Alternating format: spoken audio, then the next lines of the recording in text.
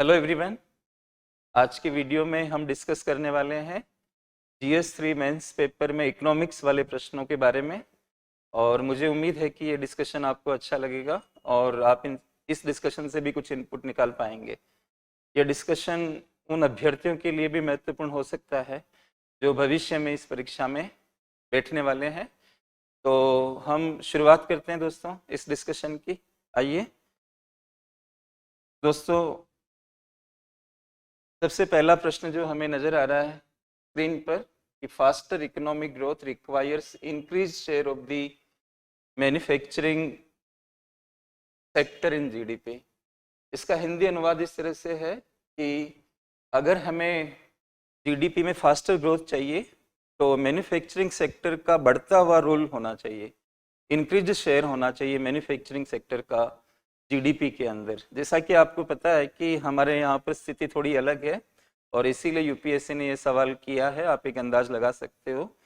और लगभग 17% के आसपास हमारे देश की जीडीपी में मैन्युफैक्चरिंग सेक्टर का योगदान है, जो काफ़ी कम माना जाएगा अगर आप साउथ कोरिया या अन्य कंट्रीज की तुलना करेंगे। तो जो पीछे का कंट्रीज की जो हिस्ट्री है कि जो कंट्रीज लगातार लंबे समय तक अच्छा जीडीपी और ग्रोथ प्राप्त करते रहे हैं तो उनका मैन्युफैक्चरिंग सेक्टर मजबूत रहा है। और प्लस मैन्युफैक्चरिंग सेक्टर पहले उनका ज़्यादा रोल उसका बना, उसके बाद में सर्विस सेक्टर का रोल बना। लेकिन हम भारत में कुछ उल्टा देखते हैं कि सेवा क्षेत्र की भूमिका ज़्यादा बन रही है हमारे देश के अंदर और मैन्युफैक्चरिंग सेक्टर एक लेगर्ड बना हुआ है। और हम चाहते हैं कि 2025 तक भारत में मैन्युफैक्चरिंग सेक्टर की कंट्रीब्यूशन 25% तक हो जाए। तो मैन्युफैक्चरिंग सेक्टर का एक अच्छी भूमिका मानी गई है देश के अंदर फास्टर ग्रोथ के लिए या तीव्र समृद्धि आपको मिले इसके लिए। और फिर इसमें फोकस किया गया कि विनिर्माण क्षेत्र में भी विशेषकर जो माइक्रो स्मॉल मीडियम एंटरप्राइजेज होते हैं उनकी भूमिका और अच्छी हो तो सबसे बढ़िया रहेगा, ऐसा करके बोला गया है। तो आपको क्या करना है कि इस बाद में सवाल है कि comment on the present policies of the government in this regard. तो वर्तमान में जो सरकार की नीतियां हैं उसके ऊपर कमेंट करना है। तो इसका मतलब ये नहीं कि ये पार्ट को आपको नहीं एक्सप्लेन करना है, मतलब केवल गवर्नमेंट पॉलिसीज पर ही कमेंट नहीं करना है। मैं ये चाहता हूँ कि मतलब मैं ये कहता रहा हूँ कि लोग पूछते हैं, स्टूडेंट्स पूछते हैं मुझे भी कि सर हमारा राइटिंग स्किल किस तरह से डेवलप हो, राइटिंग स्किल को हम कैसे आगे लेके जाएं, उत्तर कैसे लिखें बढ़िया। लेकिन बहुत कम स्टूडेंट्स होते हैं या ऑलमोस्ट नील स्टूडेंट्स होते हैं जो ये कहते हैं कि हम प्रश्न को कैसे समझें। तो दोस्तों, लिखने की कला प्रश्न की समझ से शुरू होती है और फिर दूसरी बात ये कि प्रश्न की मांग क्या है उसके अकॉर्डिंग आपको चलना है। तो पहले तो आपको ये बताना होगा, थोड़ा इसमें 150 वर्ड्स की कैटेगरी के अंदर है। तो 150 वर्ड्स कैटेगरी के अंदर आप 20 वर्ड्स या समथिंग, मतलब जो बात मैंने अभी बोली है कि भारत में मैन्युफैक्चरिंग सेक्टर का रोल उतना नहीं है, सर्विस सेक्टर का ज़्यादा है।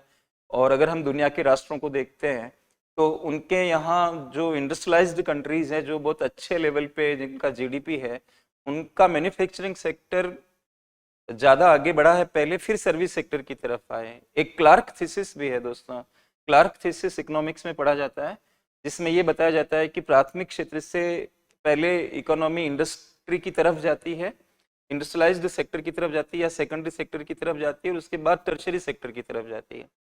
लेकिन इसमें क्या है कि हमारे इंडिया में सीधा ही हम चले गए टर्शरी सेक्टर की तरफ। जहाँ तक मुझे याद है कि 2015 के मेंस में भी इस पर क्वेश्चन पूछा गया था। क्वेश्चन कुछ इस तरह का था कि क्या कारण है कि भारत सीधा ही प्राथमिक क्षेत्र से सेवा क्षेत्र की तरफ छलांग लगा गया, डायरेक्ट जंप लगा गया, क्या कारण है। तो घूम फिर के वही प्रश्न इसमें नजर आ रहा है, थोड़ा सा इसमें उन्होंने ट्विस्ट किया है, एमएसएमईज पे फोकस किया है इस सवाल के अंदर। तो दोस्तों, मैन्युफैक्चरिंग सेक्टर को हमेशा ही मतलब इंजन ऑफ ग्रोथ जैसा माना गया है, क्योंकि ये बैकवर्ड फॉरवर्ड लिंकेज ज़्यादा पैदा करता है। ये कोई भी मैन्युफैक्चरिंग एक्टिविटी अन्यों से बहुत ज़्यादा जुड़ती है इनपुट आउटपुट के रूप में। इनपुट आउटपुट जो मैट्रिक्स बनता है या इनपुट आउटपुट जो रिलेशनशिप बनता है वो मतलब बहुत अच्छा होता है मैन्युफैक्चरिंग सेक्टर में। सेवा क्षेत्र में ज़्यादा इनपुट आउटपुट टाइप की रिलेशनशिप नहीं बनती है। तो अगर हमें फास्टर ग्रोथ चाहिए दोस्तों तो मैन्युफैक्चरिंग को आगे लाना पड़ेगा, क्योंकि मैन्युफैक्चरिंग से एक तो ग्रोथ के सेंटर्स बहुत सारे बन जाते हैं। एक मैन्युफैक्चरिंग एक्टिविटी आगे बढ़ रही है तो दूसरी भी आगे बढ़ रही है, क्योंकि एक के आगे बढ़ने से उसको इनपुट की आवश्यकता पड़ेगी, तो वो इनपुट किसी दूसरे का आउटपुट है। फिर कोई दूसरी एक्टिविटी है, उसका जो आउटपुट पैदा करना है उसे, तो उसको भी इनपुट चाहिए, तो कोई और इंडस्ट्री या मैन्युफैक्चरिंग यूनिट उसको सप्लाई कर रही है। इस वजह से क्या है कि मैन्युफैक्चरिंग सेक्टर जो होता है उसको बहुत इंपॉर्टेंट माना गया। प्लस फिजिकल जो हमारी रिक्वायरमेंट है, पूरे देश में अगर सर्विसेज ही सर्विसेज की प्रोडक्शन हो जाएगी और उसी से लोगों को इनकम आएगी, लेकिन वो इनकम का इस्तेमाल तो वस्तुओं की मांग में करेंगे। उनको घर भी चाहिए, उनको गाड़ी भी चाहिए, उनको वस्त्र भी चाहिए, जूते भी चाहिए, ये सारी चीजें, एयर कंडीशनर्स भी चाहिए, तो ये फिर नहीं पूरी हो पाएगी। और हालात ये हो जाएंगे कि आपको डिपेंडेंट होना पड़ेगा फॉरेन कंट्रीज पे, इंपोर्ट्स आपके बढ़ जाएंगे और कई तरह से आपकी ग्रोथ को प्रॉब्लम आना शुरू हो जाएगी, इन्फ्लेशन भी आने लगेगा। इसलिए दोस्तों बहुत ज़रूरी है कि सर्विस सेक्टर से पहले मैन्युफैक्चरिंग सेक्टर आगे जाए। और एमएसएमईज का रोल हमारे देश में ज़्यादा है, क्योंकि हमारे देश में लोगों के पास उतनी कैपिटल नहीं है, और micro small medium enterprises capital intensive नहीं होते हैं, उनमें लेबर इंटेंसिटी ज़्यादा है। तो उस हिसाब से क्या है कि उनमें एंट्री, मतलब लो वाइज एंट्री को लेकर कोई प्रॉब्लम नहीं है, एंट्री रुकती है कई बार कैपिटल रिक्वायरमेंट से भी। तो एमएसएमईज में कैपिटल रिक्वायरमेंट उतनी नहीं है, तो कोई भी व्यक्ति उन मतलब माइक्रो स्मॉल मीडियम एंटरप्राइजेस को ओपन कर सकता है। और इसलिए क्या है कि इसमें मोनोपोलाइजेशन या ओलिगोपोलिस्टिक टाइप का माहौल नहीं बनेगा, कई सारे एंटरप्रेन्योर्स आ सकते हैं, जिससे क्या होगा कि हमारी ग्रोथ भी डिसेंट्रलाइज्ड होगी। डिसेंट्रलाइज्ड ग्रोथ बहुत जरूरी है in comparison to centralised type of growth, क्योंकि वो फिर अमीर और ज्यादा अमीर हो रहे हैं, ये वाला सिचुएशन आ जाएगा, और फिर वो लोग उतना डिमांड नहीं बढ़ा पाते हैं। जैसे कोई भी अमीर व्यक्ति को आप ले लें, अगर उसकी इनकम बहुत ज्यादा है तो उसके अकॉर्डिंग डिमांड जनरेट नहीं कर सकता हो, क्योंकि कंजप्शन की एक सीमा होती है, बायोलॉजिकल कैपेसिटी भी है, आपको टाइम की रिक्वायरमेंट भी है, ये सारी चीजें हैं। तो डिसेंट्रलाइज्ड ग्रोथ ही फ्यूचर में सस्टेन कर सकती है, राइट। और डिमांड को बूस्ट करने से आपके देश में फास्टर ग्रोथ आएगी। जितनी ज्यादा डिमांड होगी, ज्यादा डिमांड के लिए जरूरी है कि डिसेंट्रलाइज्ड टाइप की ग्रोथ हो। तो एमएसएमईज का रोल इस सेंस में आप बहुत अच्छा समझ सकते हो। दूसरी बात दोस्तों इसमें यह है कि लेबर इंटेंसिटी ज्यादा है एमएसएमईज की, यानी कि श्रम गहनता ज्यादा है। श्रम गहन का मतलब ये होता है कि कैपिटल की तुलना में लेबर ज्यादा यूज होता है। हमारे देश की जो लेबर फोर्स जिस रफ्तार से बढ़ रही है और जिस तरह की पॉपुलेशन अब तो हम वर्ल्ड में नंबर 1 हो चुके हैं, तो इस लिहाज से बहुत जरूरी है कि हम एमएसएमईज को आगे बढ़ाएं, ताकि ज्यादा से ज्यादा लोगों को एम्प्लॉयमेंट जनरेट हो सके। और एग्रीकल्चर तो ऑलरेडी सेचुरेशन वाले पॉइंट पर है, और सर्विस सेक्टर के अंदर उतना खपत नहीं हो सकती है जितनी हमारे देश की लेबर फोर्स है। तो लेबर इंटेंसिटी ज्यादा होने के कारण हमारे देश का जो ग्रोथ मॉडल है वो कंप्लायंट बनेगा हमारे देश की लेबर और पॉपुलेशन प्रोफाइल के अनुसार। तो आई थिंक आप इस बात को समझ पा रहे होंगे, ये सब चीजें आपस में कनेक्टेड है। तो फास्टर ग्रोथ अगर आपको लेके आनी है, बल्कि मैं एक आयाम और इसमें जोड़ना चाहूंगा, सस्टेनेबल ग्रोथ। फास्टर ही इंपॉर्टेंट नहीं है, सस्टेनेबल भी है। और आपको पता है कि 11वीं पंचवर्षीय योजना का स्लोगन ही था ऐसा, ये स्लोगन था कि towards faster and more inclusive growth. This was the slogan of 11th fire plan. So just launching slogans can not help you, आपको अपनी सिस्टम को सेट करना पड़ेगा कि हम कैसे इसको डिसेंट्रलाइज्ड करें ताकि इंक्लूजन हो ज़्यादा से ज़्यादा लोगों का। तो इसमें एमएसएमईज को अगर आप आगे करते हो तो ये चीज़ हम अचीव कर सकते हैं। इस तरह का ये प्रश्न है दोस्तों, 150 वर्ड्स की कैटेगरी के अंदर है। फिर आपको गवर्नमेंट पॉलिसी को एनालाइज करना है कि जो सरकार हालिया, प्रेजेंट वर्ड लिखा हुआ है इसमें, प्रेजेंट पॉलिसीज, अगर ये वर्ड होता है कि गवर्नमेंट पॉलिसीज, तो आप इसको लिबरलाइजेशन और ग्लोबलाइजेशन वाली पॉलिसी से भी लिंक कर सकते हो। क्योंकि जब हमारे देश में हमने इकोनॉमिक लिबरलाइजेशन शुरू किया तो इकोनॉमिक लिबरलाइजेशन का बहुत नेगेटिव इम्पैक्ट एमएसएमईज के ऊपर पड़ा है। भारत के एमएसएमईज पर बहुत कुठाराघात जैसा हुआ है, क्योंकि भारत के एमएसएमईज को एक तो चीपर इंपोर्ट्स, बाहर से जो सस्ता आयात, क्योंकि उदारीकरण के अंदर हमने टैरिफ्स को कम किया जो बाहर से जो माल आता है उसके ऊपर, तो बाहर का जो चीपर इंपोर्ट्स है, विशेष तौर से चाइना से जो माल आता है या जिन कंट्रीज के साथ हमने एफटीए किया, वो कंट्रीज के माल से डोमेस्टिक माल इन लोगों को जो एमएसएमईज है इनको ज़्यादा कंपटीशन करना पड़ा, और इनके पास कोई टेक्नोलॉजी, उतनी अपडेटेड टेक्नोलॉजी नहीं रही है इनके पास, क्योंकि इन्वेस्टमेंट लिमिट्स इनका नीचे रहा है। टेक्नोलॉजी को अपग्रेड करने के लिए ज़्यादा निवेश की आवश्यकता पड़ती है, और अगर ये निवेश ज़्यादा करते हैं तो इनकी कैटेगरी से ये बाहर हो जाएंगे, क्योंकि एमएसएमईज को बहुत बेनिफिट्स भी मिलते हैं सरकार की ओर से। तो इस वजह से क्या है कि ये धीरे धीरे कमजोर हो गए हमारे देश के अंदर एमएसएमईज। अगर आप प्रेजेंट गवर्नमेंट पॉलिसीज को थोड़ा सा वाइडर करके समझें और पीछे चले जाएं, ग्लोबलाइजेशन लिबरलाइजेशन जब हमने शुरू किया वहां तक जाके अगर इसकी बात करें तो उस बात को लिख सकते हो आप इसमें।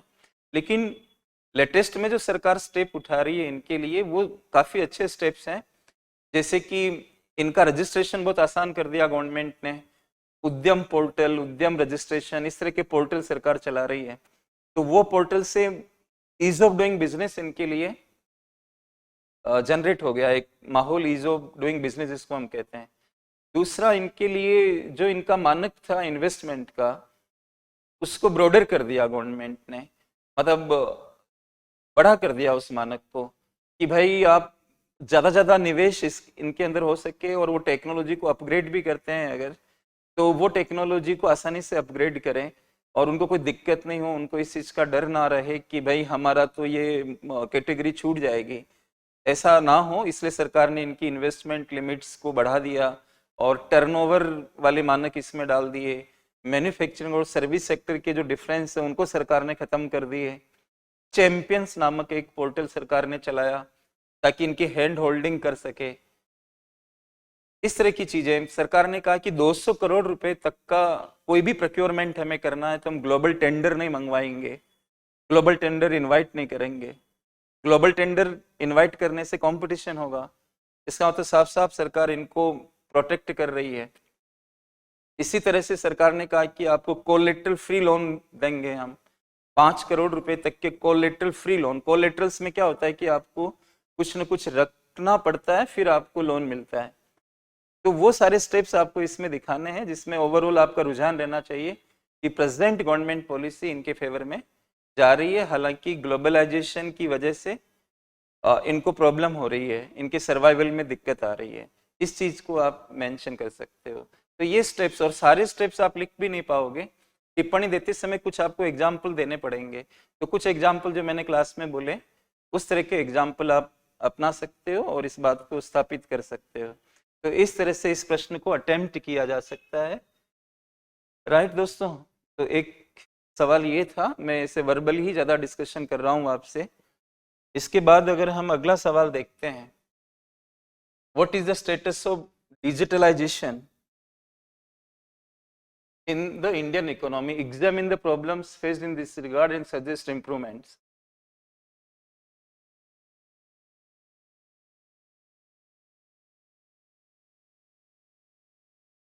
राइट, तो हिंदी में हम इसका अगर हम देखते हैं तो भारतीय अर्थव्यवस्था में डिजिटलीकरण की स्थिति क्या है, इस संबंध में आने वाली समस्याओं का परीक्षण कीजिए और सुधार के लिए सुझाव दीजिए। राइट, तो दोस्तों ये कॉम्प्लेक्स चीज है कि एक डिजिटलाइजेशन का जो स्टेटस है इंडिया का, वो कुछ पॉइंट्स में नहीं समेट, मतलब मल्टीपल इंडिकेटर्स आपको इस्तेमाल करने पड़ेंगे इसको दिखाने के लिए। मल्टीपल इंडिकेटर्स आपको दिखाने पड़ेंगे, जैसे कि डिजिटलाइजेशन को कैसे हम समझे, मतलब तो इसके लिए आपको कई सारी चीजें शो करनी पड़ेगी, जैसे कि डिजिटल इकोनॉमी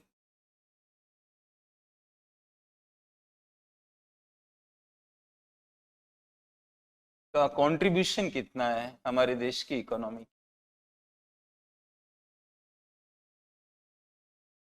डिजिटल इकोनॉमी का कंट्रीब्यूशन कितना है, मतलब एक छोटे फैक्ट से भी आपको पता लग सकता है। आप बता सकते हो इस बात को, जैसे कि 2014 में इसका कंट्रीब्यूशन 5.08% था और 2019 में इसकी कंट्रीब्यूशन बढ़कर 8.58% हो गई। और ये जो डिजिटल इकोनॉमी है उसका देश की टोटल इकोनॉमी के अंदर कितनी कंट्रीब्यूशन है, तो आप देख रहे हैं कि 14 से 19 के बीच में। और ये जो फैक्ट है ये आरबीआई बुलेटिन है, आरबीआई मंथली बुलेटिन।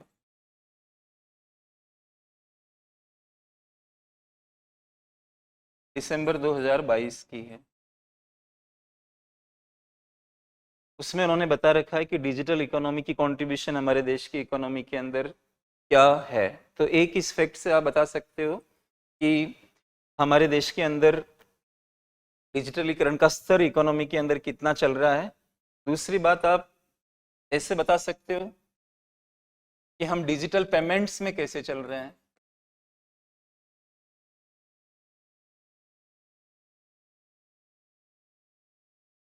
तो अगर आप नीति आयोग के पूर्व सीईओ जो कांत सर है, अगर उनकी बात को सुनते हैं, उन्होंने एक जगह पर कहा कि डिजिटल पेमेंट में इंडिया अमेरिका से आगे जा रहा है। 11 गुना ज़्यादा डिजिटल पेमेंट्स होते हैं भारत में, चाइना की तुलना में 4 गुना ज़्यादा डिजिटल पेमेंट्स होते हैं इंडिया में।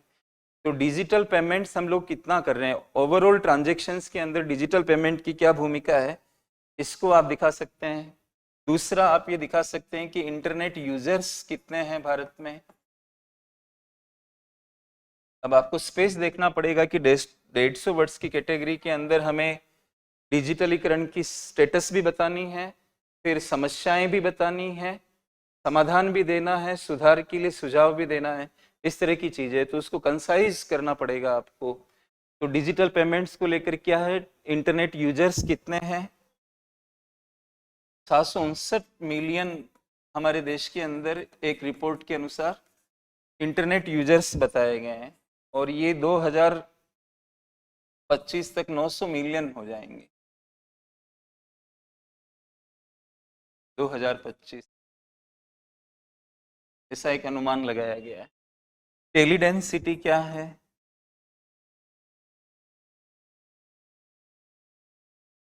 इस तरह की चीजों को आपको अपनाना पड़ेगा। Online shoppers,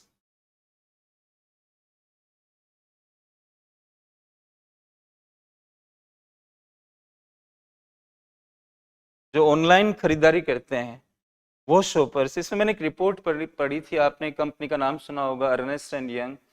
that company predicted that by 2030 India will be the second largest country in respect of number of online shoppers. तो दुनिया में दूसरा स्थान होगा ऑनलाइन शॉपर्स के पॉइंट ऑफ व्यू से, जो ई कॉमर्स के थ्रू मतलब लेन देन कर रहे हैं, खरीदारी कर रहे हैं, वो कितने आ रहे हैं, ये चीजें आपको दिखानी पड़ेगी उसके अंदर। दूसरी बात कि अर्नेस्ट एंड यंग की रिपोर्ट को अगर आप देखते हो तो ई कॉमर्स, जो market size of e commerce,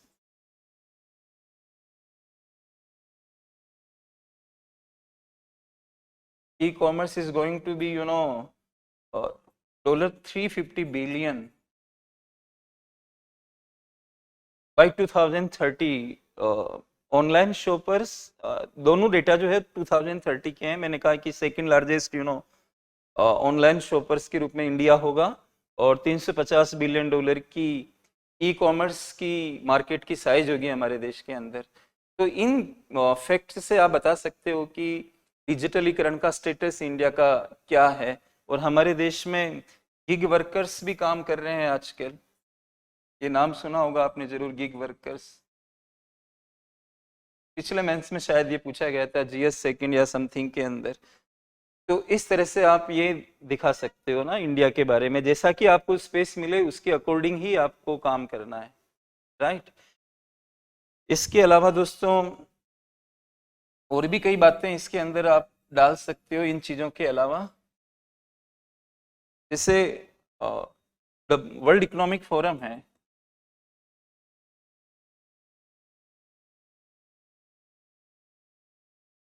ये एक सूचकांक बनाता है। अब आपको ये बताना पड़ेगा कि जो भी इंडिया का स्टेटस है वो कंपेरेटिव वैसे अच्छा है, लेकिन अन्य राष्ट्रों की तुलना में अभी भी हम पीछे चल रहे हैं। वो भी चीज इसमें लानी पड़ेगी आपको, ताकि एक अच्छा स्टेटस का मतलब क्या होता है, जो है वो दिखाओ प्लस दूसरों से कंपेयर भी करो, तो ही स्टेटस का सही निरूपण हो पाएगा। तो वर्ल्ड इकोनॉमिक फोरम एक इंडेक्स निकालता है, उसको हम कहते हैं ग्लोबल एनआरआई। एनआरआई का फुल फॉर्म होता है नेटवर्क्ड readiness index.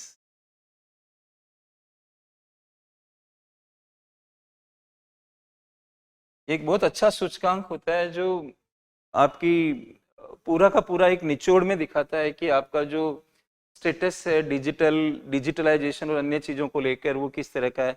Network readiness index, इसमें हमारी जो रैंक है वो 61वीं रैंक है, 61 आउट ऑफ 131 कंट्रीज। ये 2022 का इंडेक्स है, राइट। तो इस तरह से आप बता सकते हो चाइना में इंटरनेट पेनिट्रेशन क्या है, भारत में कितना। भारत में इंटरनेट पेनिट्रेशन जो भी मैंने 759 मिलियन यूजर्स लिखे इंटरनेट के इंडिया में, तो ये 52% है। 52% है। इंटरनेट पेनिट्रेशन का मतलब होता है कि कितने परसेंट लोग इंटरनेट का इस्तेमाल कर रहे हैं, कम से कम महीने में एक बार इंटरनेट को यूज करते हैं। ये वाली चीजें आपको दिखानी है। और स्टेटस में आपको इंटरस्टेट डिस्पैरिटी बहुत है हमारे देश के अंदर, और मेल्स और फीमेल्स की इंटरनेट एक्सेस में काफी डिफरेंस है। ये चीजों को भी आप हाईलाइट कर सकते हो जब आपको ये दिखाना होता है कि स्टेटस क्या है डिजिटलीकरण का। तो डिजिटल इकोनॉमी की कंट्रीब्यूशन क्या है और बाकी की इन चीजों को आप सामने रख सकते हैं। तो ये डिजिटलाइजेशन का इकोनॉमी के अंदर जो कनेक्शन बन रहा है उसको हम लोगों ने देखा।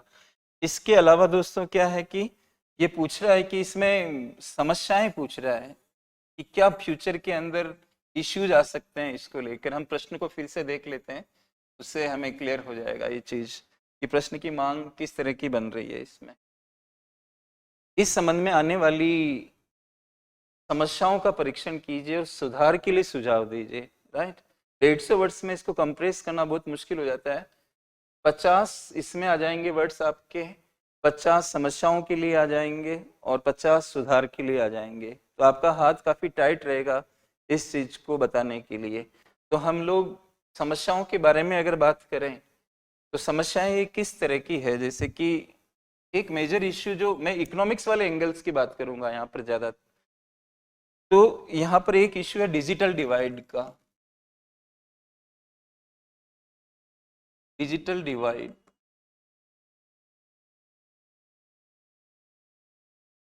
तो ये जो डिजिटल डिवाइड है ये दो तरह से नजर आता है हमें, मतलब मेल फीमेल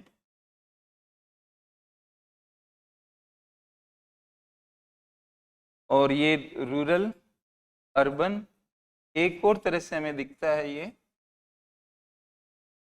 इंटरस्टेट, मतलब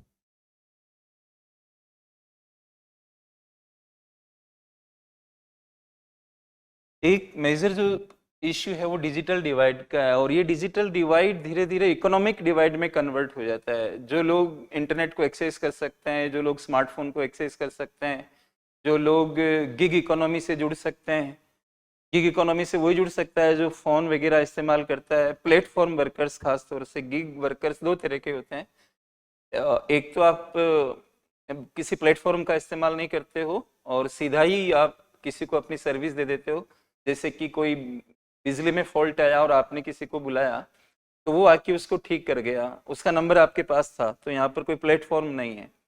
लेकिन कोई प्लेटफॉर्म का इस्तेमाल करके, जैसे कि बहुत सारी कंपनियां हैं, ओला उबर वगैरह, बहुत सारे जो प्लेटफॉर्म्स हैं, जोमेटो स्विगी, इनका प्रयोग करके लोग काम करते हैं और टास्क स्पेसिफिक अपनी सर्विस देते हैं। जैसे कि कोई फूड आइटम को छोड़ना तो छोड़ दिया, उसका उसको पेमेंट मिल जाएगा। इस तरह का जो काम होता है वो काम गिग इकोनॉमी में डिस्कशन में आता है। तो अगर आप इस चीज को देखते हैं कि डिवाइड डिजिटली जो व्यक्ति अवेयर नहीं है तो ये गैप पैदा होने लगेगा, एक इकोनॉमिक डिवाइड में कन्वर्ट हो जाएगा, जो भारत के समावेशी विकास के पॉइंट ऑफ व्यू से सही नहीं होगा। हम भारत में चाहते हैं कि इंक्लूसिव डेवलपमेंट हो और सस्टेनेबल डेवलपमेंटल गोल्स के 8वें नंबर के अंदर भी हमने इसकी बात को पूरे वर्ल्ड के अंदर स्वीकार किया गया और भारत ने इनको लागू किया ही है एसडीजीज को।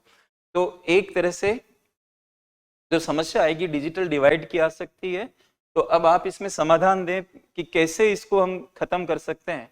इसको खत्म करने के लिए दोस्तों आपको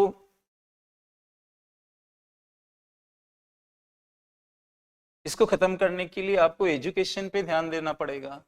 एजुकेट करना पड़ेगा लोग, एजुकेशन एंड अवेयरनेस पे ध्यान देना पड़ेगा।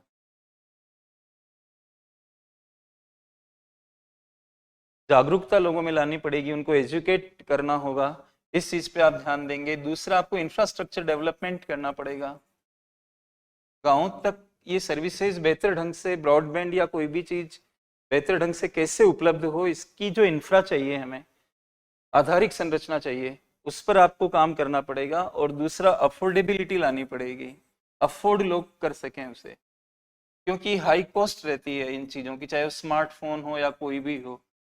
और ख़ास तौर से जब लोग की बेसिक नीड्स पूरे नहीं कर पा रहे, तो इसको कैसे वो अफोर्ड कर पाएंगे, आपको ये देखना पड़ेगा। सुधा मूर्ति जी जो है इन्फोसिस फाउंडेशन की चेयरमैन, उनके आप लेक्चर सुनिए, वो जगह जगह भारत के अंदर घूमती है जहाँ लोगों को कपड़ा तक नहीं है। ऐसे ऐसे सीन्स उन्होंने देखे हुए हैं जहाँ महिला नेकेड है किसी हट के अंदर, उनको वो साड़ी दे रही है, इस मतलब कि वो अपना तन ढक सके। तो how you can think about a kind of digitalisation throughout this country, ये तो और गैप को बढ़ा देगा। तो आपको ये देखना पड़ेगा कि अफोर्डेबिलिटी कैसे इसमें आए। तो एक इश्यू यहाँ पर जो है वो डिजिटल डिवाइड का है, जिसको आपको खत्म करना होगा। दूसरी जो प्रॉब्लम आ सकती है इसमें, वो problem informalisation of labour market, मतलब कि मैं बता रहा हूँ आपको ये चीज, इनफॉर्मलाइजेशन ऑफ लेबर मार्केट, वो दिस इज,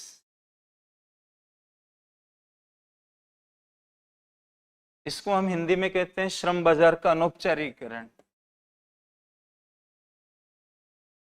श्रम बाजार का अनौपचारिकरण।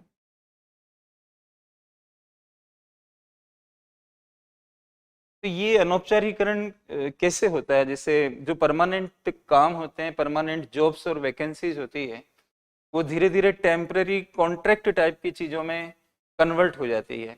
और आजकल जो गिग वर्कर्स काम करते हैं, जो मतलब किसी एक कार्य को संपादित करते हैं और उसके बदले में पेमेंट लेते हैं और फिर वो चले जाते हैं, ये इस तरह का जो काम होता है, और जो लोग ऐसा काम करते हैं उनको गिग वर्कर्स कहते हैं।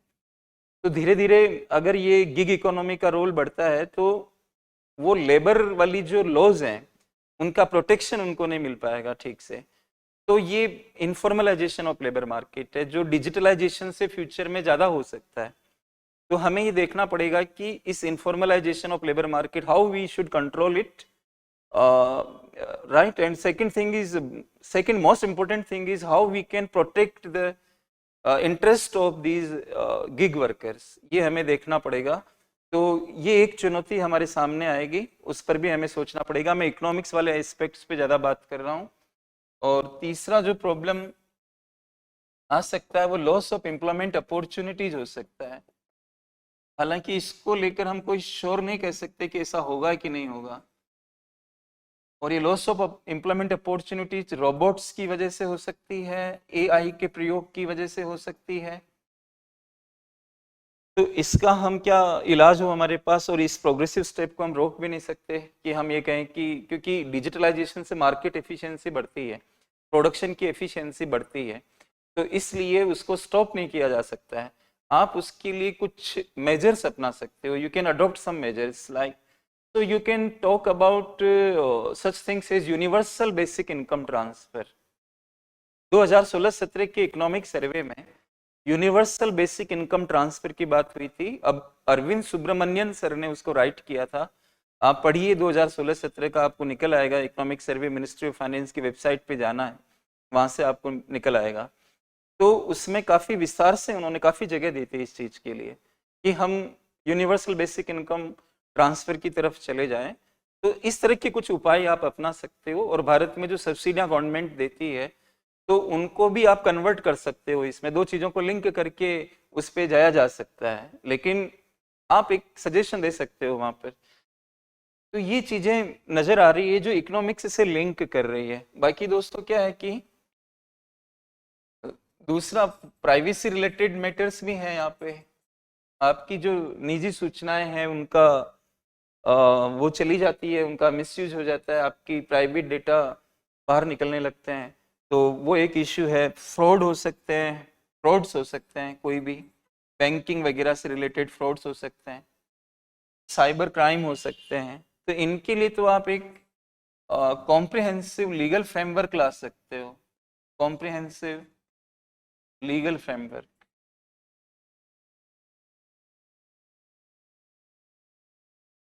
मतलब एक विस्तृत कानूनी फ्रेम बना सकते हो कि कैसे हम इसको टैकल करेंगे, और रेलिवेंट एजेंसीज क्रिएट कर सकते हो, एनफोर्समेंट पे ध्यान दे सकते हो। इस तरह की चीजें इसमें आ सकती है, और उनका हर एक का समाधान क्या हो सकता है मोटे रूप में, मैंने आपको इस चीज को बताया है। तो इस तरह से ये एक प्रश्न था, और हम अब अगले प्रश्न की तरफ जाएंगे दोस्तों।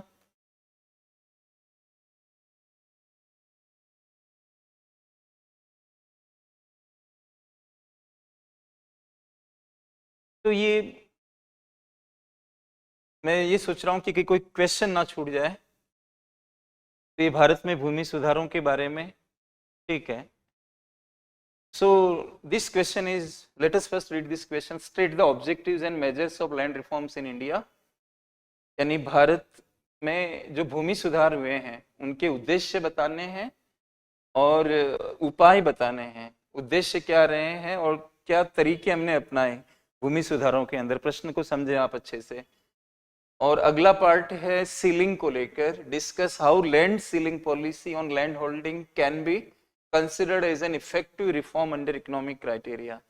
यानी कि हिंदी बोल रही है, हिंदी के अंदर आर्थिक मापदंडों को, अभी इसको ध्यान दीजिए कि इसमें इकोनॉमिक वाला ही मानक ध्यान में रखकर हमें यह समझना है कि भूमि जोत पर भूमि सीमा नीति को कैसे एक प्रभावी सुधार माना जा सकता है, विवेचना कीजिए।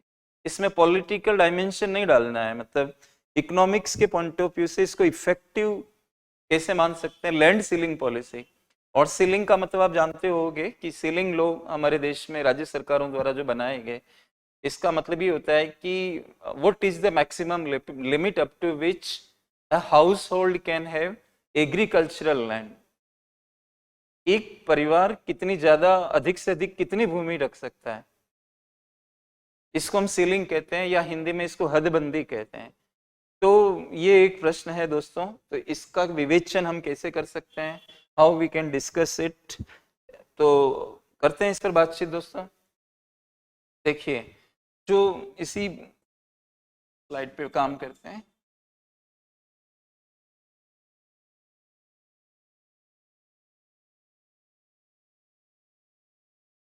तो लैंड रिफॉर्म्स के ऑब्जेक्टिव्स इंडिया में क्या रहे हैं, मोटे रूप में अगर आप कहें कि ऑब्जेक्टिव्स क्या है, उद्देश्य क्या है, भारत में भूमि सुधार के मेजर पर्पज क्या रहे हैं, तो इंडिया में 3 चीजों पे हम मेजरली बातचीत कर सकते हैं कि हम एग्रीकल्चरल प्रोडक्टिविटी को बढ़ाना चाहते हैं, कृषि उत्पादकता हिंदी में कहेंगे। So we thought to increase agricultural productivity, and in this class of discussion we cannot go to a big length to understand everything, right? It is merely a discussion sort of thing. So friends, goes the point what, like, first our purpose is to increase or enhance agricultural productivity, and I can explain also this thing why we were expecting this thing from land reforms. मैं land reforms की जो content measures है वो मैं बताऊंगा आपको, तो उससे आपको ये क्लैरिटी आ जाएगी। दूसरा, हम चाहते हैं कि पॉवर्टी कम हो और सोशल जस्टिस हमारे देश के अंदर आए, पॉवर्टी कम हो, सोशल जस्टिस बढ़े, ये हमारे ऑब्जेक्टिव्स रहे। लेकिन जो हमारे मेजर्स जो इसके अंदर रहे हैं कि हम क्या क्या इसके अंदर लागू करेंगे, मेजर्स में हमने किन चीज़ों को अपनाया। मेजर्स में हमारा पहला जो था वो बिचौलियों, मतलब जो जमींदारी प्रथा थी,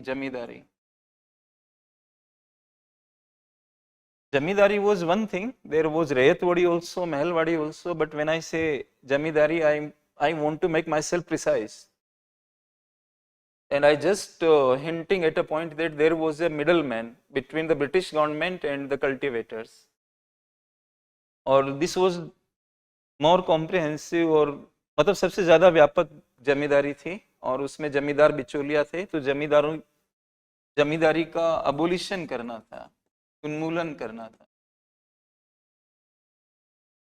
अबोलिशन। और ये आप इसको ऐसे भी कह सकते हो, इंटरमीडियरीज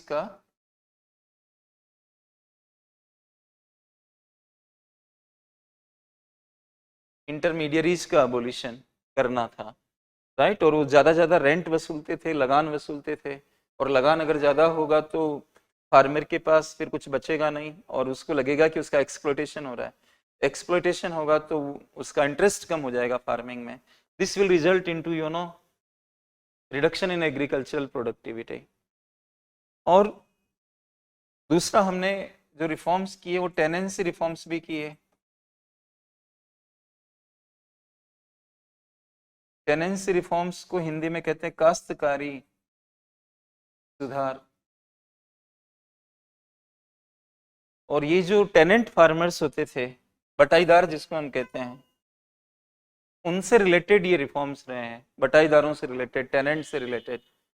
और जमींदारों का उन्मूलन होने के बाद भी, even after the abolition of intermediaries और zamindars, the exploitation of cultivators continued in our country. आज के भारत में भी ये कहा जाता है, जमींदार शब्द नहीं है आज के भारत में, हम जमींदार शब्द को टेक्निकली इस्तेमाल नहीं कर सकते, हमें कहना पड़ेगा land owners. Even today land owners are taking a good amount of rent from the cultivators। तो जो भूस्वामी है अभी वो ज्यादा अमाउंट में रेंट ले रहे हैं, तो उसको हम कैसे रेगुलेट करें, ये चीजें इसके अंदर आ रही है। टेनेंसी रिफॉर्म्स के अंदर रेगुलेशन ऑफ रेंट एक है। जो टेनेंट फार्मर्स हैं उनको भूस्वामी कभी भी बाहर निकाल देते हैं। आपने पढ़ा होगा कि अगर लंबे समय तक एक कल्टीवेटर या टेनेंट फार्मर किसी लैंड को कल्टीवेट करता है तो वो क्लेम कर सकता है, 12 साल तक अगर उसने कल्टीवेशन किया तो वो क्लेम कर सकता है भूस्वामी बनने के लिए, लैंड ओनर बनने के लिए। तो वो लोग क्या करते हैं, उसको 2 साल 3 साल बाद ही निकाल देते हैं। तो उसको पता है कि मैं परमानेंट नहीं हूं यहाँ पर, तो वो ध्यान लगाकर काम नहीं करेगा वहां पर, ये इश्यू आएगा। तो उनको परमानेंसी भी करनी है, टेनेंट्स को परमानेंट बनाना है, और जरूरी हुआ तो उनको स्वामी भी बना देना है। जैसे कि लेफ्टिस्ट गवर्नमेंट जिन स्टेट्स में रही, वेस्ट बंगाल वगैरह में, केरल, कर्नाटक, इस तरह से, तो वहां पर हमने देखा कि जो टेनेंट फार्मर्स हैं उनको लार्ज स्केल पर स्वामी बना दिया गया जमीनों का। तो इस तरह से हमने टेनेंसी रिफॉर्म्स किए इंडिया में, राइट। तो ये एक पार्ट था। और लैंड रीऑर्गेनाइजेशन भी इसका एक पार्ट है।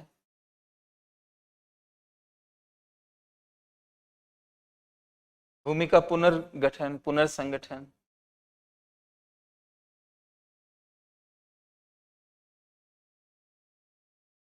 और ये लैंड रीऑर्गेनाइजेशन में हमने small farm land holdings,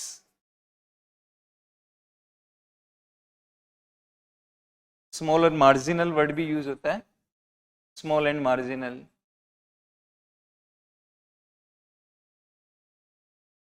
land holdings को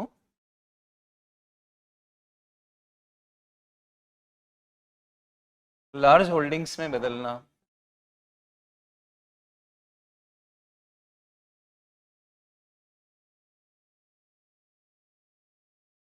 और ये distribution of agricultural land among the poor।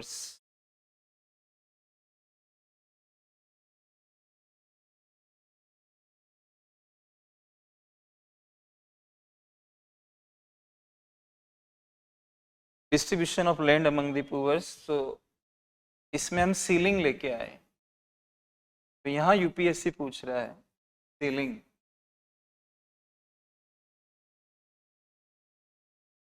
हदबंदी जिसको कहते हैं। गरीबों में अगर आप लैंड का डिस्ट्रीब्यूशन करोगे तो सामाजिक सोशल जस्टिस प्राप्त होगा आपको, पॉवर्टी कम होगी, राइट।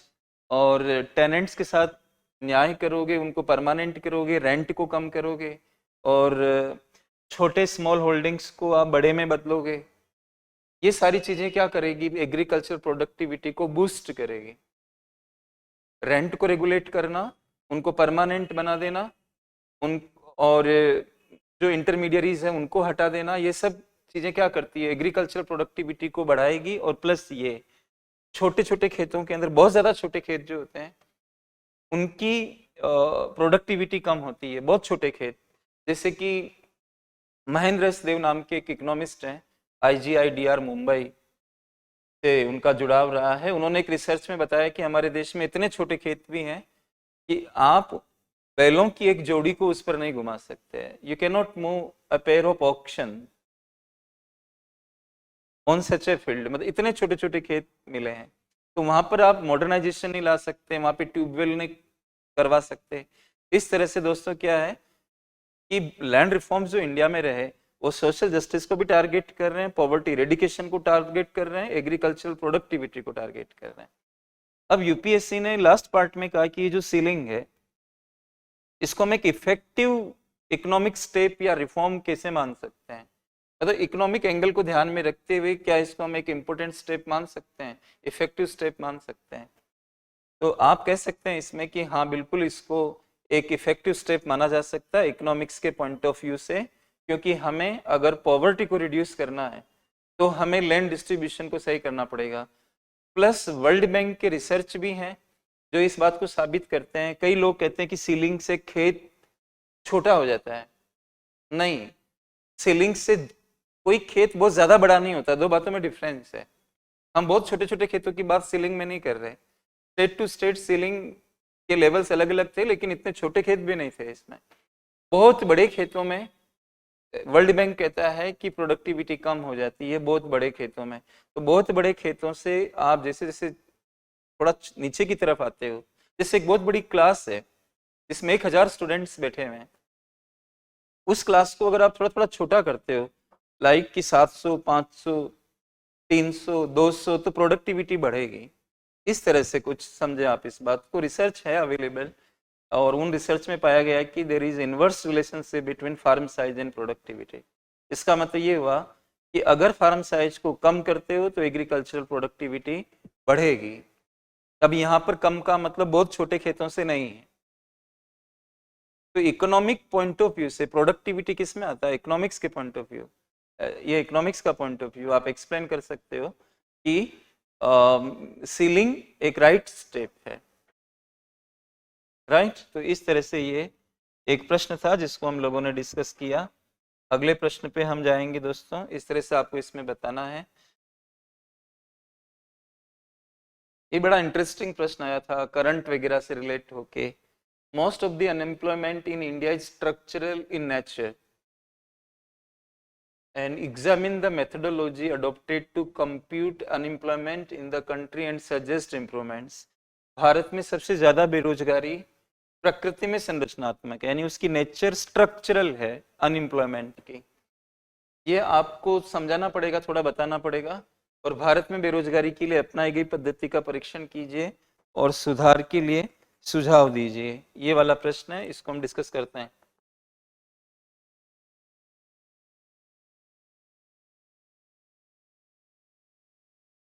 दोस्तों जो एक होता है साइक्लिकल अनएम्प्लॉयमेंट, जिसको हम कहते हैं चक्रीय बेरोजगारी।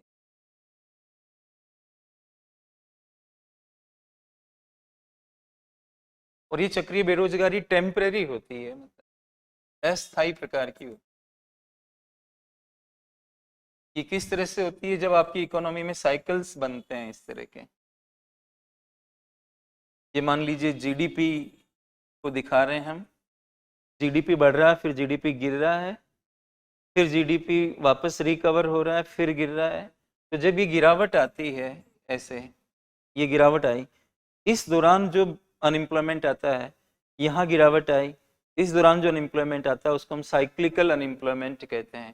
This is called cyclicals because there are business cycles, trade cycles in the economy, and there can be any reason for creation of such cycles, but mostly aggregate demand is supposed to be lower when such cycles take place।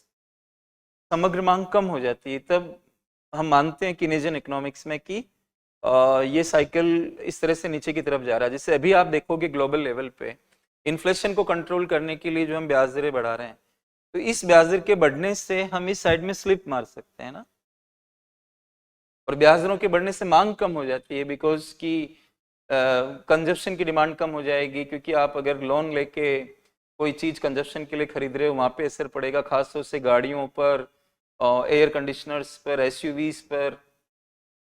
दूसरा, investment पर असर पड़ेगा इसका। अगर कोई industrialist investment करना चाहता है तो वो नहीं कर पाएगा investment.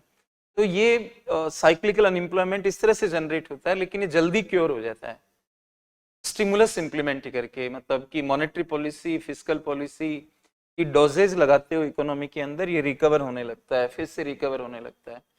Cyclical is not a big issue, I mean to say like that.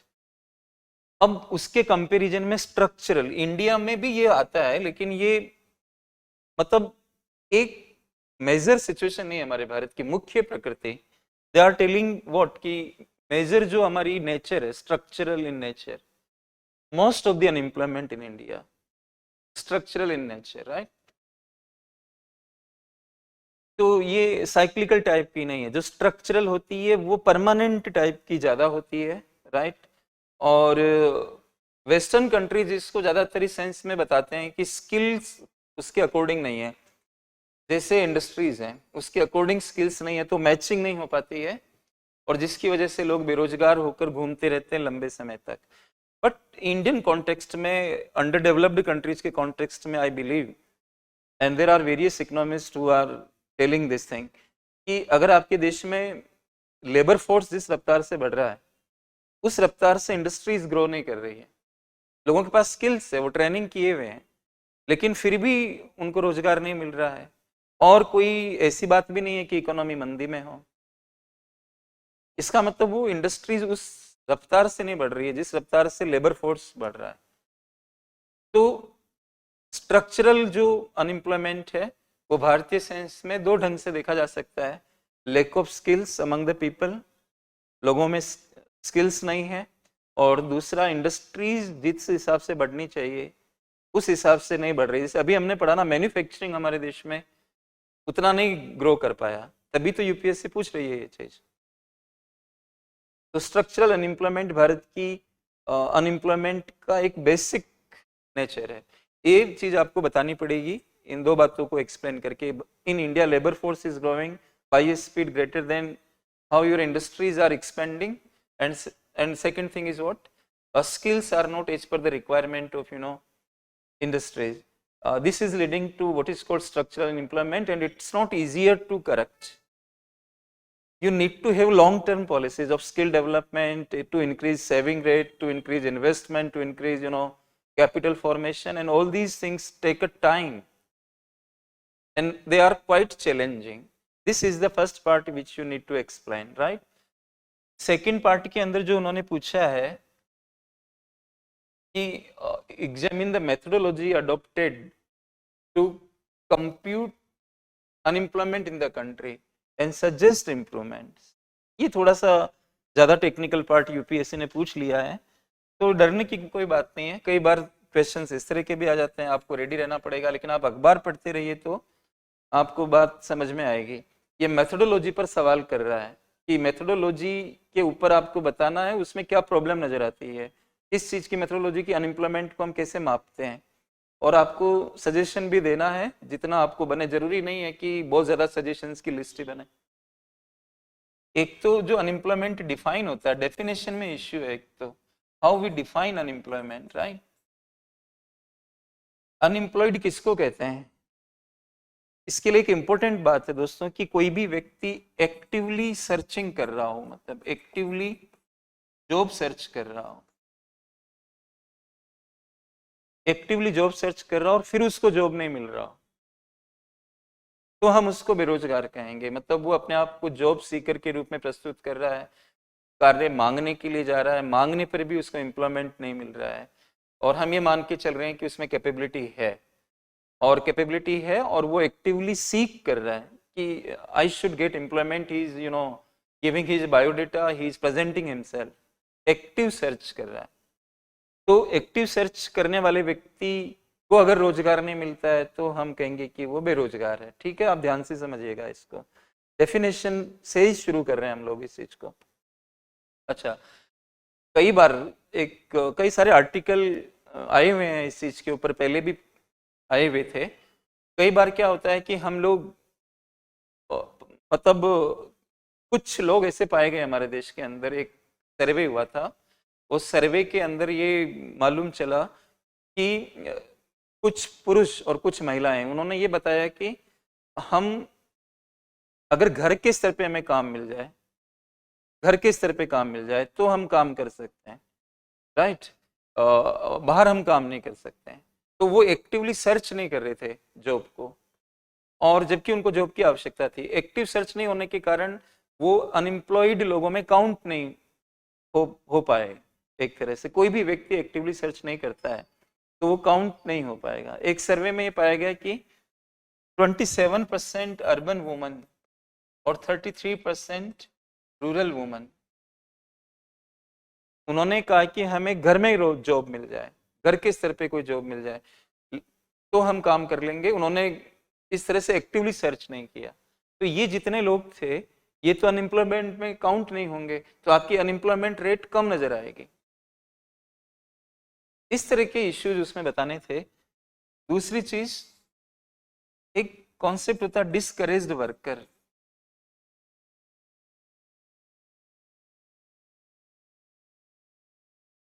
Discouraged worker कौन सा होता है? जब उसको ये पता लग जाता है, बार बार वो जॉब के लिए जाता है, उसको जॉब नहीं मिलता है, लोग उसको घुमाते रहते हैं और वो परेशान हो जाता है, तो वो अपने आप ही डिस्करेज हो जाता है, फिर वो सर्च करना बंद कर देता है।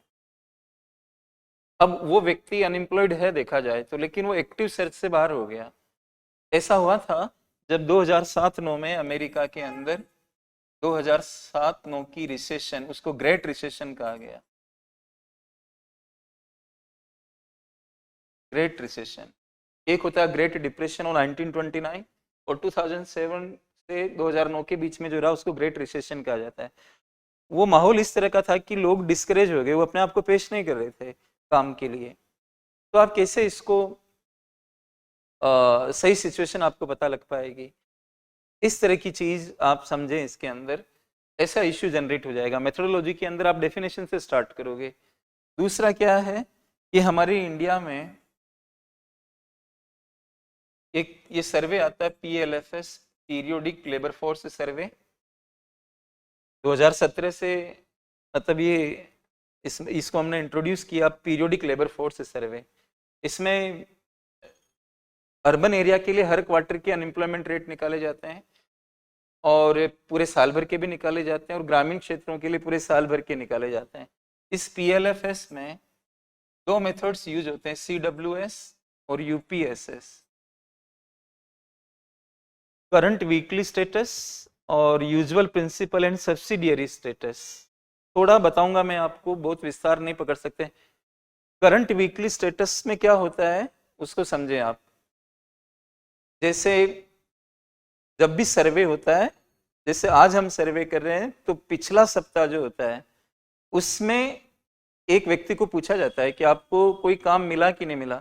अगर वो व्यक्ति ये कह देता है कि 1 घंटे का भी रोजगार रिपोर्ट कर देता है तो हम उसको एम्प्लॉयड मान लेते हैं, और अगर वो ये कहता है कि मुझे 1 घंटे का भी रोजगार 1 सप्ताह में नहीं मिला तो हम उसे बेरोजगार समझेंगे। ये CWS मेथड है।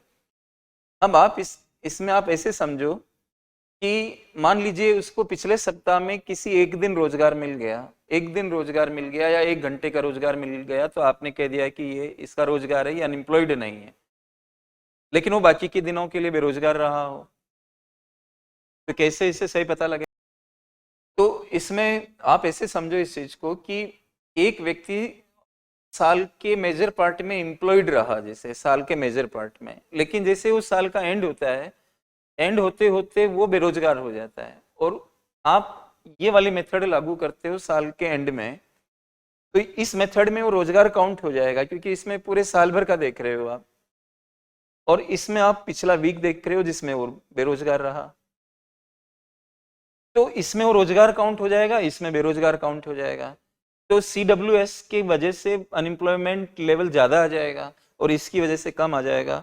मतलब कुल मिला के इन चीजों से आपको ये पता नहीं लग पा रहा है कि अनएम्प्लॉयमेंट की स्थिति क्या है, और इसलिए कहा जाता है कि CWS की जगह CDS होना चाहिए, जो डेली का मापता हो, करंट डेली स्टेटस, इसको हम कहते हैं current daily status.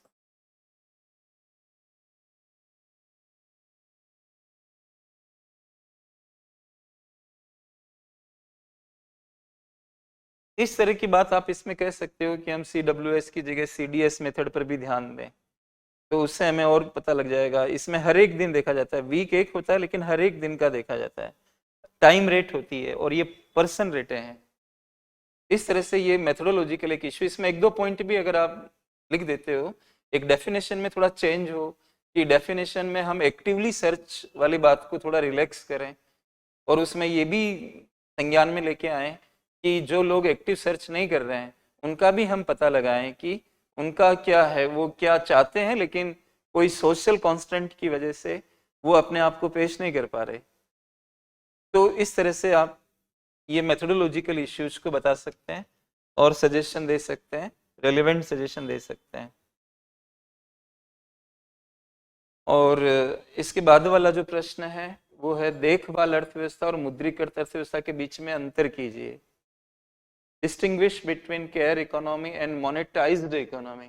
How can care economy be brought into monetized economy through woman empowerment? Right? इस शब्द में पहले भी बोलता रहा हूँ, YouTube पे शायद एक वीडियो में मैं जहाँ जिसमें ये बता रहा था कि महिलाओं की लेबर फोर्स पार्टिसिपेशन रेट कम क्यों रहती है, वहाँ पर भी मैंने केयर इकोनॉमी की बात की हुई है। खैर, लेकिन कोरोना के बाद में ये वर्ड ज़्यादा चर्चा में आ गया केयर इकोनॉमी का, क्योंकि कोरोना वाले टाइम के अंदर लोगों ने अपने माता पिता की, अपने जो भी रिश्तेदार हैं, अपने परिवार के सदस्य हैं, उनकी हेल्थ पे ध्यान दिया, उनकी केयर की, ये सारी चीज़ें। लेकिन उस केयर की वजह से मतलब उनको इकोनॉमिक्स में केयर इकोनॉमी की कोई मेजरमेंट नहीं हो पाती है।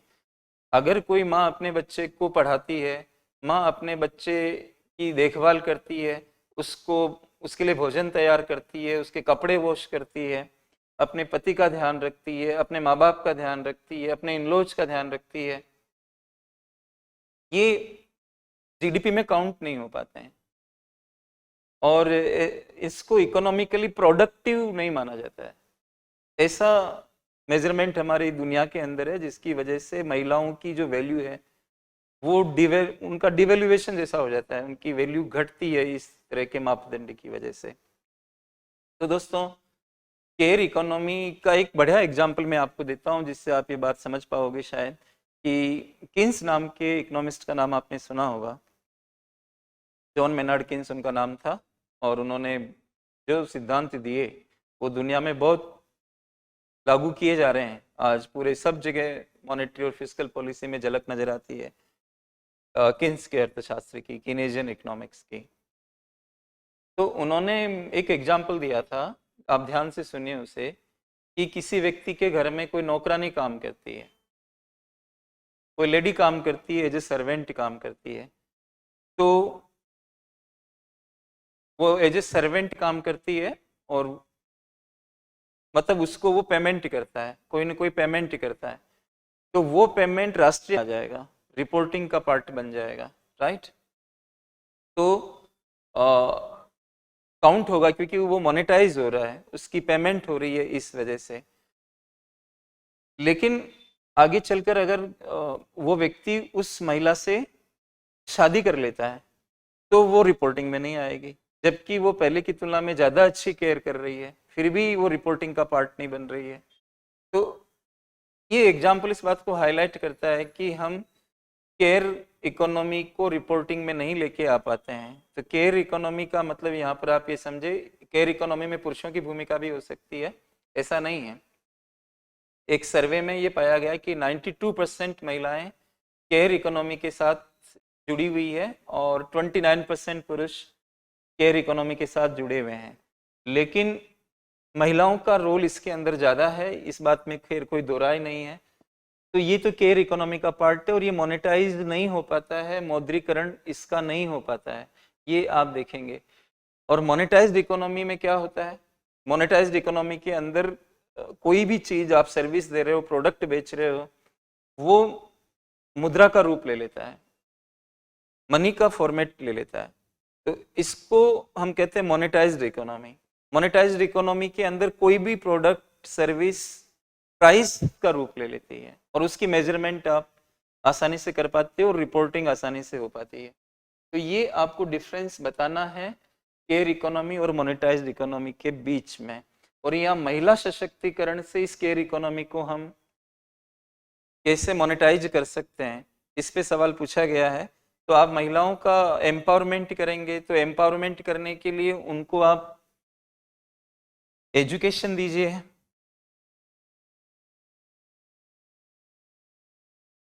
उनको ट्रेनिंग दीजिए,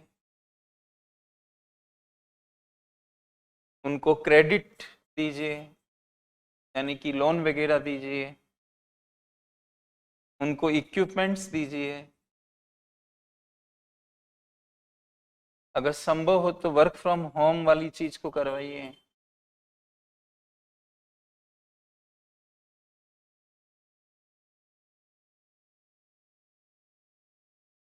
एजुकेशन दीजिए, ट्रेनिंग दीजिए, credit, equipment, work from home, as a gig worker वो काम कर सकती है। अच्छा, इसके अलावा आप क्या करें, चाइल्ड केयर होम्स बनाइए ताकि वो अपने काम पर जा सके। रेगुलर पार्ट टाइम जॉब्स,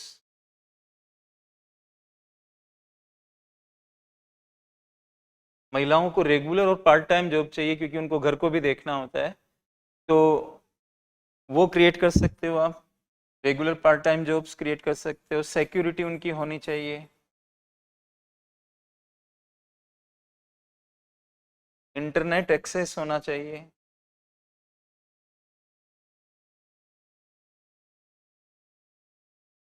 एक GSMA mobile gender gap report 2021 को अगर हम देखते हैं तो स्मार्टफोन 25% महिलाओं के पास ही स्मार्टफोन पाए गए, जबकि पुरुषों में 41% पुरुषों के पास स्मार्टफोन पाए गए। तो इंटरनेट एक्सेस में प्रॉब्लम है, तो वो लेके आइए, राइट। इस तरह से आप जेंडर वेज गैप जो होता है,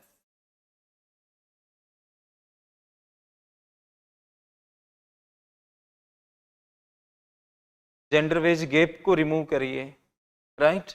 यानी हमारे भारत में और दुनिया में बहुत सारी जगहों पर ये देखा जाता है कि पुरुषों को ज़्यादा वेतन मिलता है महिलाओं की तुलना में, तो ये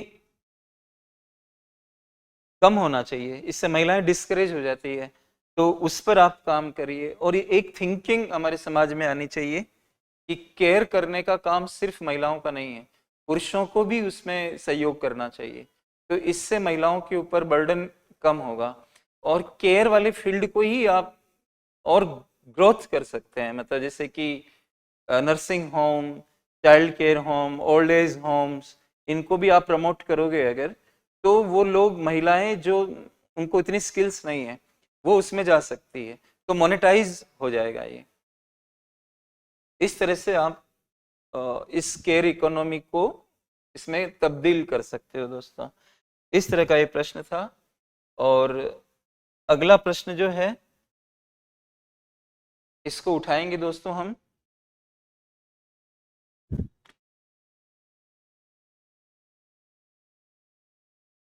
देखिए, explain the changes in cropping pattern in India in the context of changes in consumption pattern and marketing condition, right? Hindi पढ़ रहा हूं मैं। खपत पैटर्न और विपणन दशाओं में परिवर्तन के संदर्भ में भारत में फसल प्रारूप यानी कि क्रॉपिंग पैटर्न में हुए परिवर्तनों की व्याख्या कीजिए। ये ऐसा प्रश्न है जिसको स्मेल करना पड़ेगा आपको, एग्जामिनर के माइंड में उतरना कि what he wants to ask. और इसीलिए क्या होता है कि आपको रातों दिन अपने सिलेबस के अंदर जाना होता है, तभी आप सेंस कर पाओगे कि ये जानना क्या चाह रहा है। क्रॉपिंग पैटर्न में जो चेंज हुआ भारत में, दो चीज़ों की वजह से, कंजप्शन पैटर्न और मार्केटिंग कंडीशंस के अंदर जो चेंज हुआ है, उनकी वजह से हमारे देश में क्रॉपिंग पैटर्न कैसे बदले। मतलब कंजप्शन पैटर्न में बदलाव से और मार्केटिंग कंडीशंस के बदलाव से ये क्रॉपिंग पैटर्न पे क्या असर पड़ा इसका। This is the question which you need to understand, right, if you want to smell it what the UPSC or examiner is wanting here to ask from you. वो ये पूछना चाह रहा है बेसिकली जो मिलेट्स हैं, millets versus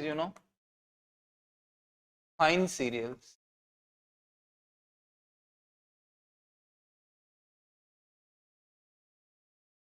You can also call them coarse cereals, fine cereals, जैसे कि rice and wheat.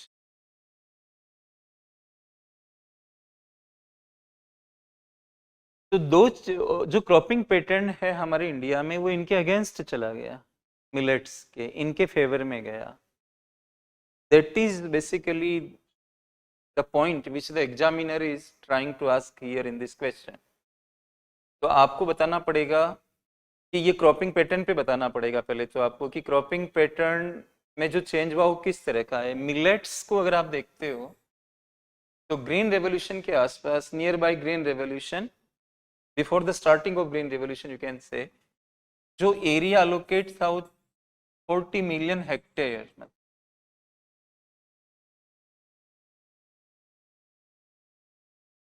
40 million hectare area allotted था मिलेट्स के लिए। वो अब कितना रह गया? 15 मिलियन हेक्टेयर ही रह गया है, 40 से कम होके, राइट। दूसरी बात क्या कि जो टोटल हमारे देश की क्रॉपिंग एरिया है टोटल, उसके 42% के अंदर राइस, ये मैं दलवाई कमेटी की रिपोर्ट कोट कर रहा हूँ, अशोक दलवाई सर की कमेटी, आप जानते होंगे, you must be well aware about that committee. वो committee how to double the income of the farmers से रिलेटेड थी। वो बता रहे हैं उस रिपोर्ट के अंदर कि 42% ये, इसमें थोड़ा मेज को भी डाला उन्होंने, राइस, व्हीट और मेज भी शामिल किया है यहाँ पे, 42%, राइट। और इसको अलॉट है 8%, ठीक है। तो आप देख सकते हैं कि क्रॉपिंग पैटर्न किस तरह से ये घूम रहा है।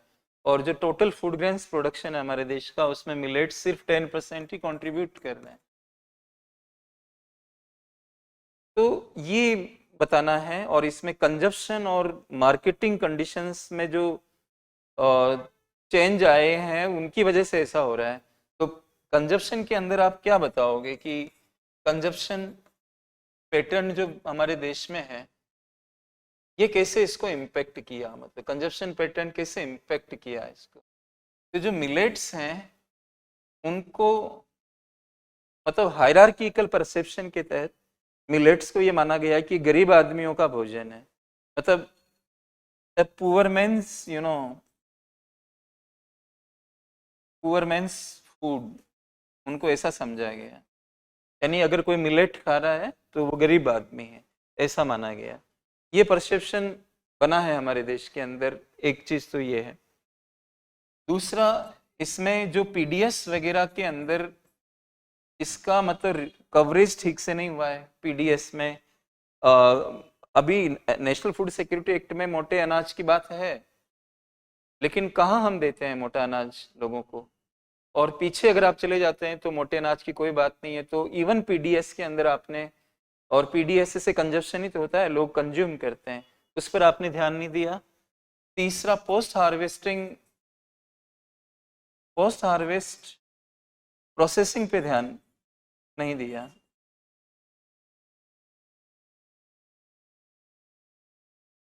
पोस्ट हार्वेस्ट प्रोसेसिंग पे ध्यान नहीं दिया गया इसमें, क्योंकि मिलेट्स को थोड़ा सा प्रोसेस करना होता है, साफ करना होता है, अच्छे से दाना निकालना होता है, तब आप उसको कंज्यूम कर पाओगे। इस तरह से क्या कि कंजप्शन पैटर्न की वजह से भी, कंजप्शन पैटर्न जो था वो राइस और व्हीट के फेवर में रहा है। ये चीज़ें आपको इसमें बतानी है। और जहाँ तक मार्केटिंग वाली बात है कि मार्केटिंग जो कंडीशंस है,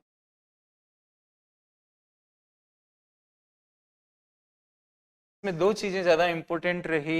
एक एमएसपी सरकार ज़्यादा बढ़ाती रही है और राइस व्हीट वगैरह की, और दूसरा प्रोक्योरमेंट भी ज़्यादा करती रही है उसका। अगर मिलेट्स की एमएसपी होती भी है तो प्रोक्योरमेंट उतना नहीं हो पाता है। तो मार्केटिंग कंडीशंस भी इनके फेवर में नहीं रही है। तो ये सारी जो चीज़ें हैं उन्होंने मिलेट्स की जो क्रॉपिंग पैटर्न के अंदर रोल है उसको ड्रेस्टिकली कम कर दिया। फ्यूचर में अगर हमें इनके फेवर में जाना है, और आजकल लोग इसके प्रति जागरूक हो रहे हैं, फ्यूचर में हमें इसके फेवर में जाना है तो हमें लोगों को बताना पड़ेगा कि ये पुअर मैन्स फूड नहीं है, ये न्यूट्रिशनली, मतलब इसको न्यूट्री सीरियल भी कहते हैं, इनको नोबल सीरियल्स भी कहते हैं। तो ये अच्छी चीज़ है, इसका कंजप्शन बढ़ना चाहिए। वैल्यू एडेड प्रोडक्ट्स बना सकते हैं जो आजकल बहुत सारी कंपनियां बना रही है, उनको आगे कर सकते हो। इसका सप्लाई चेन मैनेजमेंट को डेवलप कर सकते हो अच्छे से। तो ये चीज़ें, और आगे जो प्रोक्योरमेंट वगैरह की पॉलिसीज है, क्रॉप इंश्योरेंस को बेहतर ढंग से इस पर लागू किया जा सकता है, प्राइस सपोर्ट सिस्टम में इसमें चेंज किया जा सकता है। ये सब चीज़ें करने से हम इस फिनोमिना के अंदर सुधार कर सकते हैं दोस्तों। और अगला और आखिरी सवाल हम ये लेंगे जो फार्म सब्सिडीज का टॉपिक है, what are the direct and indirect subsidies provided to farm sector in India, discuss the issues raised by the World Trade Organization in relation to agricultural subsidies. बहुत फेमस ये topic है, और WTO का 13 number का ministerial conference अगले साल होने वाला है। तो उसके बैकग्राउंड में UPSC ये सवाल कर रही है, और इसमें दोस्तों इस सब्सिडी का जो मुद्दा है उसको PSH ऑफ फूड ग्रेन्स का मुद्दा कहते हैं। PSH का मतलब होता है public stock holding of food grains.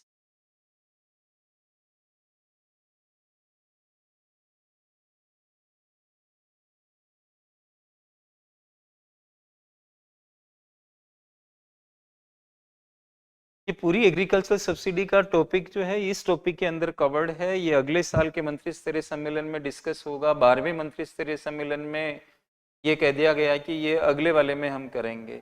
लगातार इसको डेवलप्ड कंट्रीज पोस्टपोन करते जा रहे हैं, और इसमें जो इश्यू है वो जो सब्सिडियां प्रोडक्शन बढ़ाती है, एग्रीकल्चरल प्रोडक्शन बढ़ाती है, उनके ऊपर कैप है WTO के अंदर। एग्रीमेंट ऑन एग्रीकल्चर एक एग्रीमेंट है जो इसके गाइडलाइंस तय करता है। तो 10% भारत जैसे कंट्रीज के लिए है और 5% डेवलप्ड कंट्रीज के लिए है। ये एग्रीकल्चरल GDP का होता है 10% और 5%, लेकिन भारत इसको ब्रीच कर रहा है, उनका ये कहना है। और ये पीस क्लोज एक है, पीस क्लोज, जिसको भारत इन्वोक करके इसको ब्रीच कर रहा है, या इसी को हम बोलते हैं ड्यू रेस्ट्रेंट। थोड़ा समय की कमी रह गई है तो बहुत ज़्यादा वाइडर नहीं हो पाऊँ, मतलब यहाँ पे कुछ और भी रिकॉर्डिंग या चीज़ें होनी है, इस वजह से पीस क्लोज और ड्यू रेस्ट्रेंट का जो प्रोविज़न है उसको भारत ने इन्वोक किया है, और इस क्लोज के तहत भारत को 10% की लिमिट को क्रॉस करने की छूट मिली हुई है। लेकिन डेवलप्ड कंट्रीज कहते हैं कि भारत नोटिफाई नहीं करता हमें कि वो कब इस लिमिट को ब्रीच कर रहा है और किस तरह से कर रहा है। ये नोटिफाई करना इसमें ज़रूरी होता है। तो ये मुद्दा, और भारत का इसमें ये कहना है, भारत जैसे अन्य कंट्रीज ये सबको ये कहना है कि फूड सिक्योरिटी हमारे यहाँ एक इम्पोर्टेंट इश्यू है। तो हमारी फूड सिक्योरिटी के लिए हमें फूड ग्रेन्स की पब्लिक स्टॉक होल्डिंग बढ़ानी पड़ेगी। तो ये 10% का जो बैरियर है ये हमारे लिए काम कर रहा है, तो इसके लिए कोई एक परमानेंट सोल्यूशन होना चाहिए। तो ये परमानेंट सोल्यूशन के मुद्दे पर डेवलप्ड कंट्रीज अभी तक ठीक से काम नहीं कर रहे हैं और बार बार आरोप ज़्यादा लगा रहे हैं। ये मुद्दा WTO स्तर पर इस समय बना हुआ है। तो आपको देखना होगा कि नेक्स्ट ईयर जब ये सम्मेलन होता है तो उसमें किस तरह की चीज़ें सामने आती है। और ये जो सब्सिडियां हैं दोस्तों 2013 के मेंस में भी आया हुआ है, केंद्र और राज्य सरकारें कौन कौन सी सब्सिडियां खेती में देती है, तो उनको आपको दिखाना है। डायरेक्ट कौन सी सब्सिडियां, इनडायरेक्ट कौन सी सब्सिडियां हैं, और ये सब्सिडियां MSP के फॉर्म में हो सकती है, और पावर वाली हो सकती है, इरिगेशन वाली हो सकती है। MSP, power, irrigation, fertiliser etcetera, इस तरह की ये सब्सिडियों को दिखाना है उसके अंदर। तो ये सब्सिडियों के बारे में एक बातचीत थी दोस्तों, मतलब WTO इनके लिए product specific, non product specific, उत्पाद विशिष्ट, गैर उत्पाद विशिष्ट शब्दों का प्रयोग करता है कि whether they are promoting the production of a particular crop or not. They are generalized type of subsidies which can be used in any crop. Such subsidies are called by WTO a non-product, and those subsidies which directly impact the production of specific crops are called, you know, product specific subsidies. इस तरह से ये मतलब सब्सिडियों की एक बातचीत है, इसमें डिस्प्यूट्स क्या है उसके ऊपर आपको ज़्यादा काम करना है कि इसमें डिस्प्यूट क्या रेज हो रहे हैं सब्सिडियों को लेकर. और we will be discussing all these things up to this point only. Our discussion is right now over. So I hope कि ये आपको एक अच्छी इनपुट दे पाया होगा. Right, so thank you very much friends, thank you very much.